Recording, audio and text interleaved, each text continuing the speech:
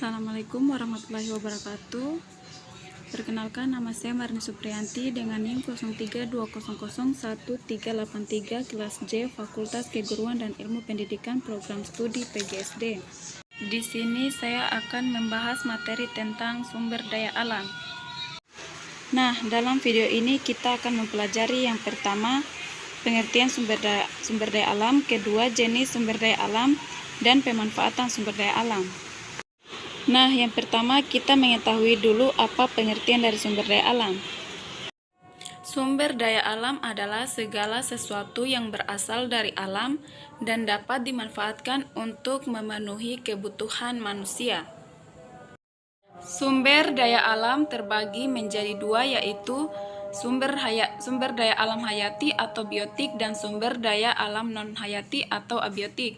Bio hidup, abiot tidak hidup.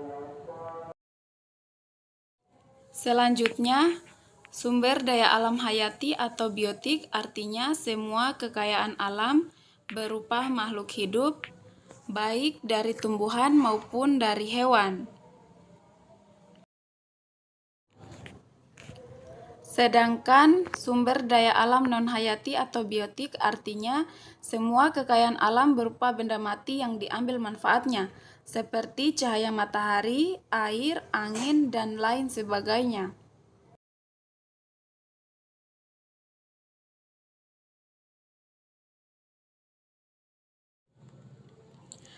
Oke, sekarang kita beralih ke jenis sumber daya alam.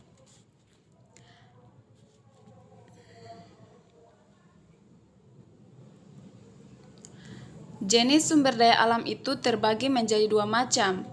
Yang pertama, sumber daya alam yang tidak dapat diperbaharui, dan kedua, sumber daya alam yang dapat diperbaharui. Sumber daya alam yang tidak dapat diperbaharui artinya sumber daya alam ini dapat habis atau punah jika terus-menerus digunakan. Contohnya dari sumber daya alam yang tidak dapat diperbaharui adalah hasil tambang seperti minyak bumi, bebatuan, berlian, emas, perak, dan lain sebagainya.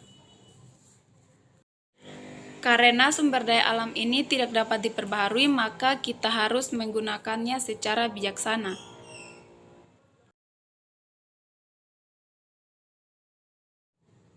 Oke, yang selanjutnya kita beralih ke sumber daya alam yang dapat diperbaharui.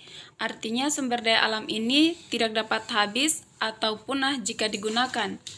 Contohnya semua jenis tumbuhan hewan, sinar matahari, angin, tanah, dan juga air. Sumber daya alam ini bisa diolah kembali dan bisa dimanfaatkan oleh manusia secara terus-menerus. Jadi perbedaannya yaitu terletak pada bisa habis atau punah dan tidak.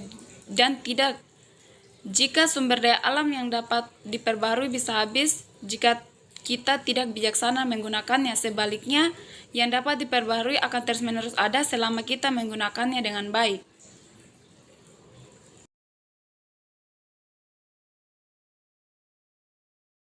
Baik, sekarang kita beralih ke pemanfaatan sumber daya alam. Pemanfaatan sumber daya alam dalam dua kelompok, yaitu sumber daya alam yang dapat diperbaharui dan tidak dapat diperbaharui. Nah, yang pertama saya akan menjelaskan pemanfaatan sumber daya alam yang dapat diperbaharui, yaitu yang pertama, sumber daya alam yang tidak dapat diperbaharui sebagai bahan makanan, misalnya tumbuhan yaitu padi, jagung, singkong sebagai sumber karbohidrat, atau palawija dan sayur mayur untuk sumber makanan.